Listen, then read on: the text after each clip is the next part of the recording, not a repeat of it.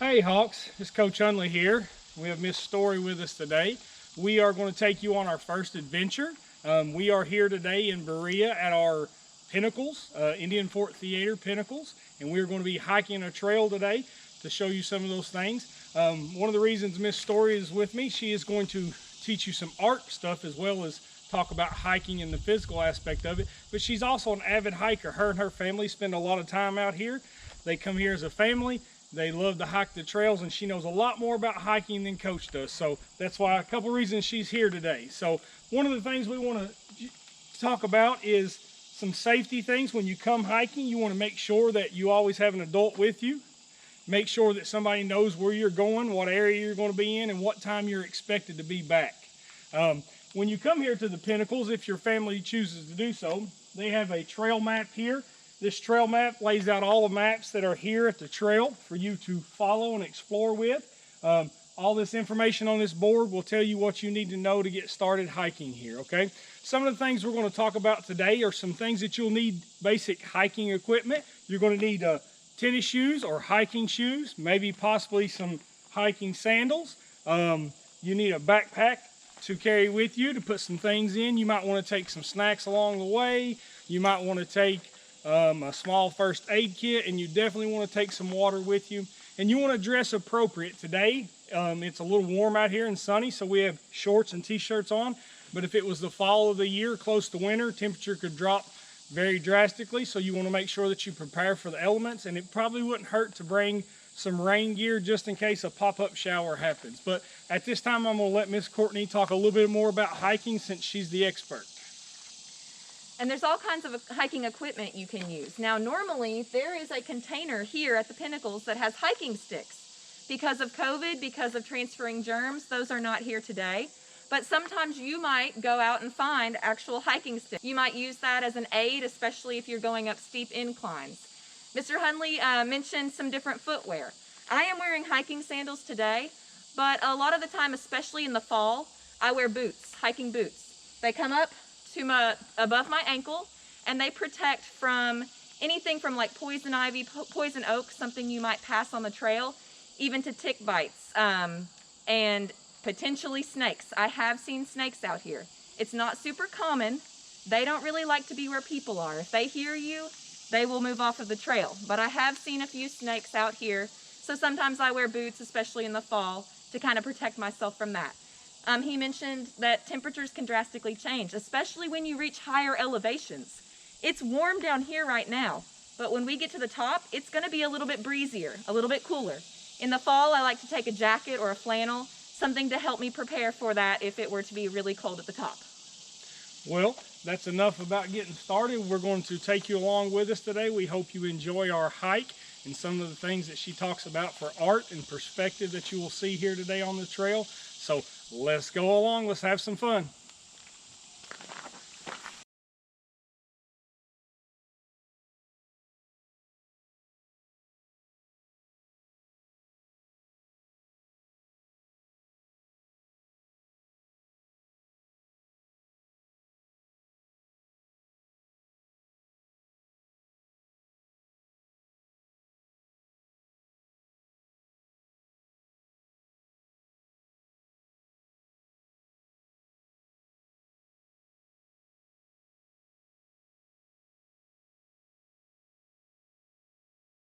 Untitled Chapter.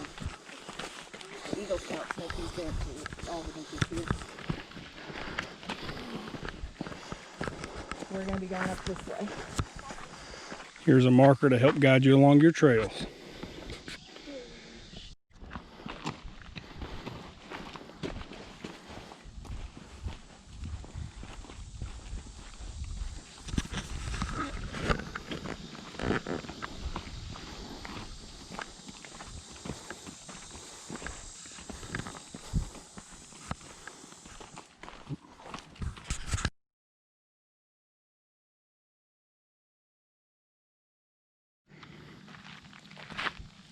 Hey Hawks, Coach here. We have made it to the top.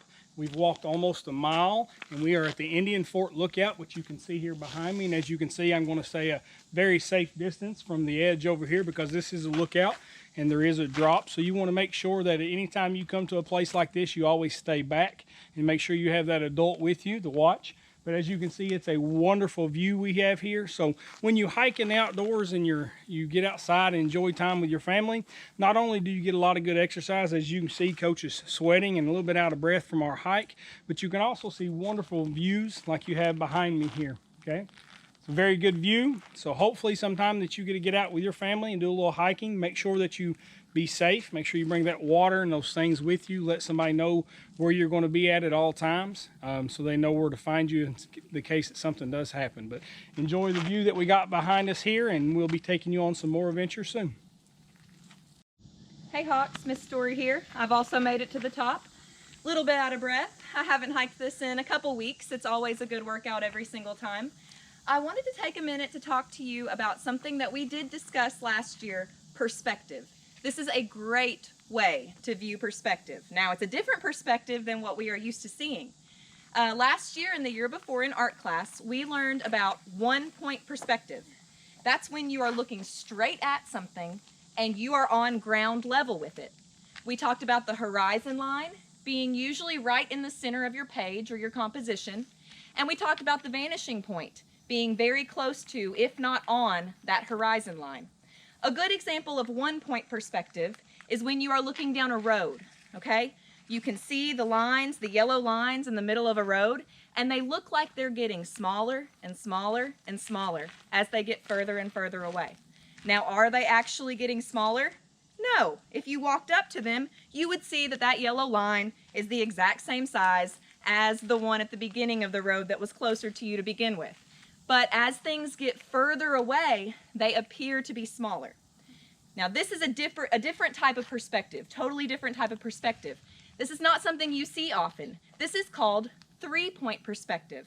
Another word for this would also be bird's eye view.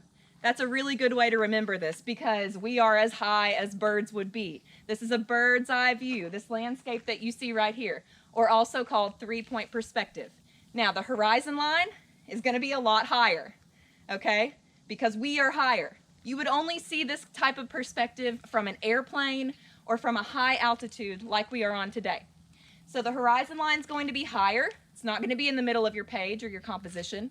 And the vanishing point is going to be lower. You're going to be looking down on it. That's just a brief overview of 3-point perspective or bird's eye view perspective. You don't see that often, so this is a great opportunity to come and view that. I just wanted to take you to another part of Indian Fort Lookout. This still is technically Indian Fort Lookout. This is my favorite view on top of the pinnacles. I've been to all the lookouts. If I had to choose one, this is my favorite. I think it's probably my favorite because you actually don't see too many houses. You just get that nice landscape of the knobs and mountains in the background. This is a really great example of 3-point perspective or bird's eye view because you see our horizon line. Now, it's not straight. It's got some curves that go with the knobs and mountains, but you can see that, like I said, our horizon line is higher than we are.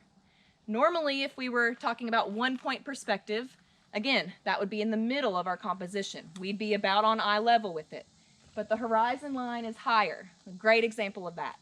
Now, it's kind of difficult to choose a vanishing point, to find a vanishing point, but like I told you before, the vanishing point will be lower than the horizon line with 3-point or bird's eye view perspective.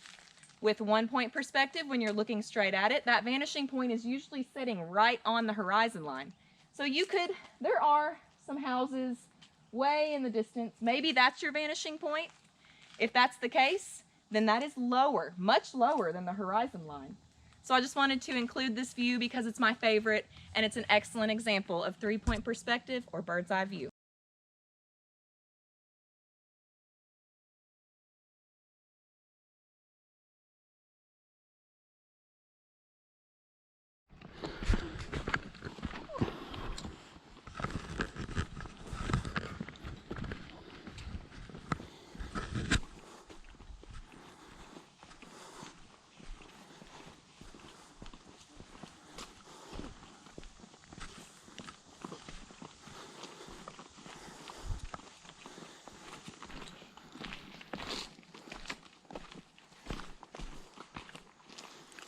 Make sure you watch your footing.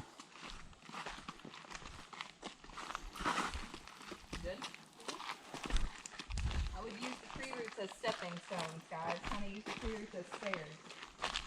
Right before you're walking.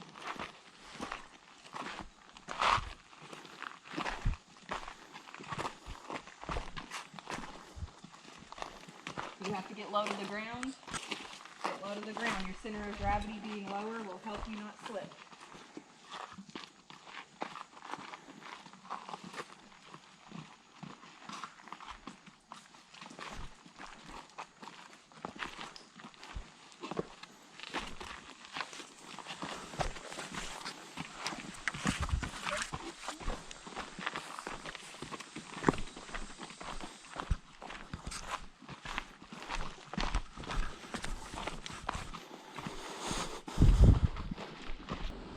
Well guys, we've reached the end of our hike. We've made it back down to the parking lot. Behind us you see Berea College's Forestry Outreach Center.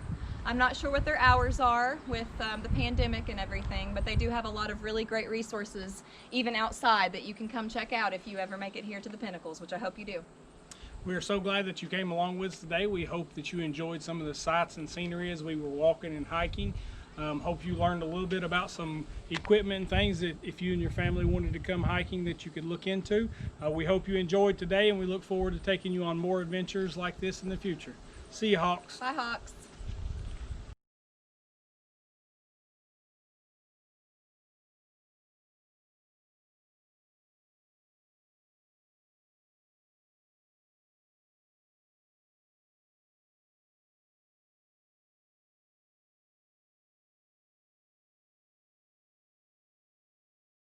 Hi guys, it's Miss Congleton, and I'd like to share a book with you today. It's called Once There Was a Tree. And when you read this book with me, you may remember some things that Mr. Hunley talked to you about as far as hiking safety is concerned. It's a really good book. Once There Was a Tree, and it's by Natalia Romanova. Once there was a tree. It had grown for many years, and now it was growing old. Dark clouds swept across the sky, rain fell, thunder roared, and a lightning bolt split the tree into two. So you may remember when you get to Mr. Hunley's hiking safety video and his lesson, you may remember him talking to you about pop-up storms. So always be on the lookout for those pop-up storms. A woodsman came along the broken tree and sawed it down so that only the stump remained. Soon a bark beetle with long feelers settled in. The beetle loved the stump and laid her eggs under its bark. And there's the woodsman. And here's a beetle that's moved in. You may see bugs like this on your hike. The eggs hatched and tiny maggots emerged. That's baby flies. All summer long, they gnawed tunnels in the bark. Winter came and they slept. When they awoke in the spring with long feelers of their own, it was time to fly away. You'll see all kinds of things when you're hiking in the woods. But the tree stump was not deserted for long. With all the entrances and exits the maggots had made, here was the perfect place for ants to live. One ant brought a leaf, another brought a twig, and another a grain of sand. They cleared out the tunnels and made the stump their home. You'll see signs of all kinds of animals making homes when you go out to take your hike. A bear approached the tree stump, sniffed at it, and sharpened her claws on the bark. The stump was hers, like everything else around. Even the ants in the stump were hers, and no other bear would dare disturb them. Beware of the bear, guys. Mr. Hunley talked to you about beware of bear signs when you're going on your hike in his video also, in his lesson. Good things to remember. A bird flew down and landed on the stump. She spotted an ant dragging a caterpillar and pecked at it. Now the caterpillar was hers. The ants were hers too, and so was the tree stump. No other birds would come near it.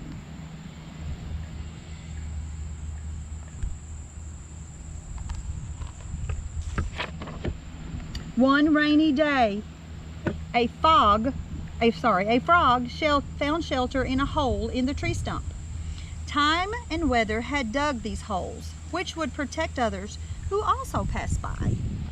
So that frog found shelter. Look for all the ways that you think animals have found shelter when you take your walk. The warm sun dried the tree stump, and soon a new occupant had moved in, an earwig. Liking nothing better than the shade, he crept under the bark to sleep, taking a nap.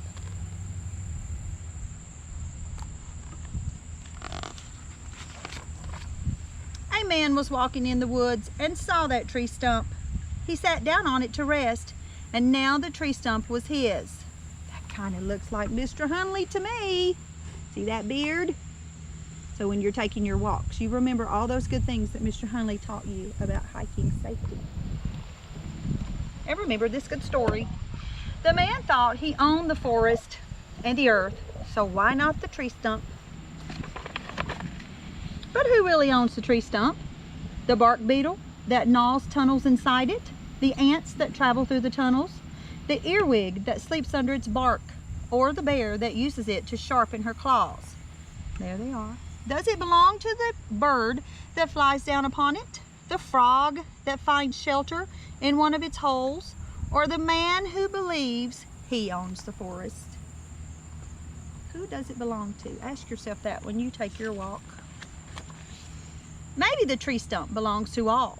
The beetles and the ants, the bears and the bird, the frog, the earwig, and even the man. All must live together. Meanwhile, the tree stump gets older and older. The sun warms it, the rain cools it. Soon it begins to rot. Night comes, and the forest is cast in moonlight. What remains of the tree stump glows in the dark. So maybe all of this belongs to all of us, and it's our responsibility to take care of it when we go on our hikes and our walks and be a friend to nature and the environment. Now the tree stump is gone. A new tree has grown in its place. A bird is perched on its branches, and it is her tree. An ant crawls up high on her tree. A bear lumbers by and sharpens his claws on the bark. A man lies down to rest on its shade, in its shade. The tree belongs to all because it grows from the earth, and that is home to all. So this book is called Once There Was a Tree by Natalia Romanova. You can even probably find the link to a read aloud for this book again on YouTube if you choose to look at it. Thank you guys for listening to my story.